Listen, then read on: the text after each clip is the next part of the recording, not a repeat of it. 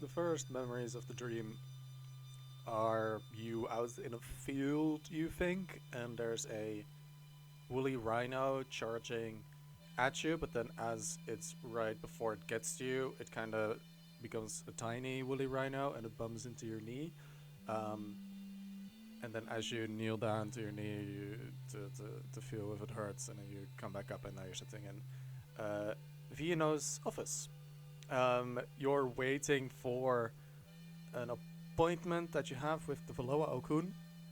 Um, you're just here to take notes as far as you're concerned. And as you're sitting here, you see the door open, and Ilmo Yervenpa comes in first. So is the Pa Alkun of the Veloa Hemo, the big guy.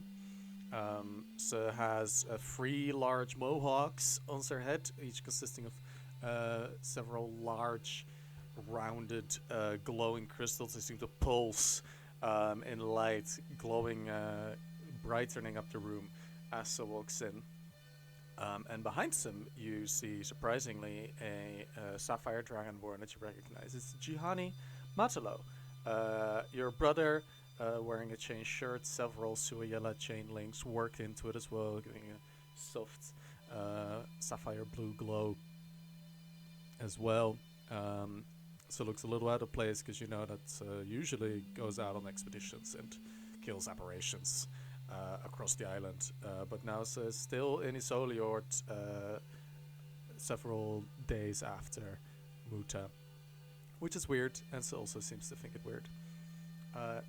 Ilma walks in, goes towards the only chair standing at the desk, pulls it out, and immediately begins speaking, which is a bit out of the ordinary because it's in the room of a different Okun, but Vino seems to let it slide. Thank you for making the time for us so soon. We've been noticing some concerning developments we need to discuss. Not a problem. Happy to make some time for you. Ilmo has not acknowledged your presence, or Jihani's for that matter, who has is kind of awkwardly standing behind some. Has made eye contact with you once, but then focused back on Vino. Let me jump right into it. We believe a ship has set sail into Kristallschlucht. The prophecies of Vanin Alkun, Siraka, Jan, Heinen have become muddled concerning the fjord. We were able to ensure the safety of Pulmu before, but now we are no longer able to. That is curious. Is it a fourth expedition, you think? Or are they giant? Bah! A fourth expedition! Don't be daft. We think it's a disguised assassination plot. Shouldn't call it any more than it is. Nilo is likely on board, and a fungal-infested Suayela is with them too. That's why Jumanji is here with me. She realized the dragonborn called Sori was missing from the forge.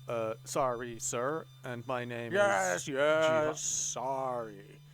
We need to re-establish communications with Sam and Susan, you know, to warn Pulmu. This is a bold accusation you put out, but not unfounded. 60 years ago, you told us the Bulver's towers were a lost cause, and not worth our time. But I suppose we can restart our investigation. I'm curious, are there any Alus missing? Without one, I'm sure Nilo and the Dragonborn won't get very far. As far as we know, not. But several high-ranking Kulyatus are also one accountant for. I bet they have something to do with this. We'll see what we can do.